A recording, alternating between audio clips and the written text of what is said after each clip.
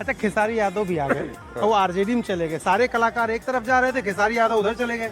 शुभकामना, लेकिन उनको बहुत जल्दी समझ में आएगा कि पार्टी गलत है। मैं मनोज तिवारी से शुरू करूं, रवि किशन से शुरू करूं, निरहुआ से शुरू करूं या पवन सिंह, सब के सब बीजेपी की तरफ गए। आपका झुकाव आरजेडी की तरफ क्यों आया, क्या वजह है? मैं भीड़ का हिस्सा नहीं बनना चाहता।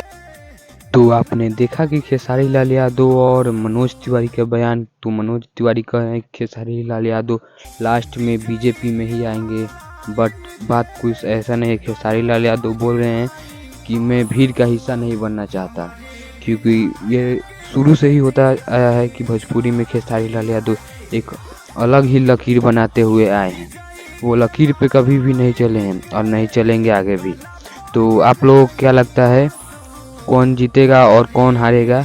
अपना राय कमेंट में ज़रूर बताएं और अपने भाई, अपने बेटा खेसारी लाल यादव को विजय बनाए। जो लोग भी छपरा से देख